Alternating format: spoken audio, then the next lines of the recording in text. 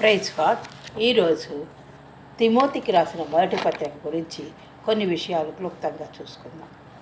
పరిశుద్ధ గ్రంథంలో క్రొత్త నిబంధనలో అపొస్తలుడైన పౌలు తన సహోద్యోగి అయిన జతపనివాడైన తిమోతికి రాసిన లేఖే ఈ మొదటి తిమోతి పత్రిక.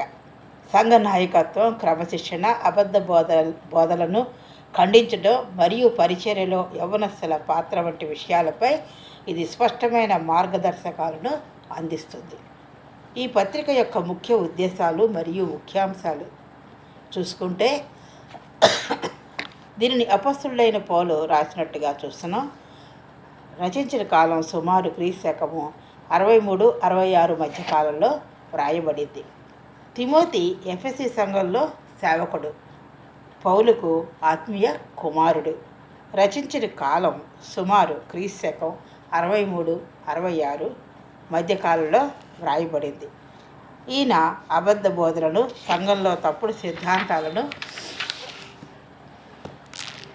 బోధించేవారిని అరికట్టడం మరియు విశ్వాసంలో స్థిరంగా ఉండటం ప్రధాన అంశాలుగా ఎన్నుకొని రాసినట్టుగా మనం చూస్తున్నాం.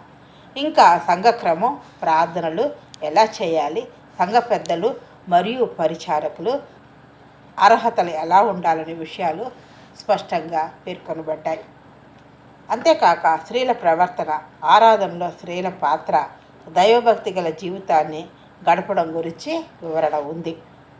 ఇంకా యవనస్తులకు ఏమి రాశారంటే, నీ యవనమును బట్టి ఎవరినూ నిన్ను తృణీకరింపనీయకము, కానీ మాటలోను, ప్రవర్తనలోను, ప్రేమలోను, విశ్వాసములోను, పవిత్రతలోను విశ్వాసులకు మాదిరిగా ఉండుమని యవనస్తులకు రాసినట్లుగా చూస్తున్నాం అని తిమోతికి పౌలు ఇచ్చిన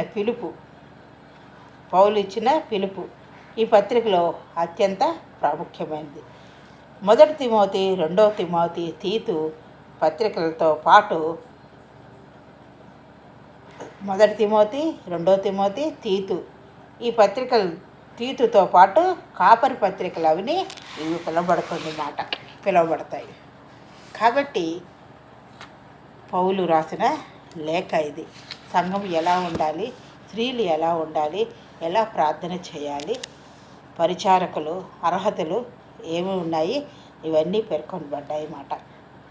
తర్వాత దైవభక్తి గల జీవితాన్ని గడపడం గురించి వివరణ ఉంది.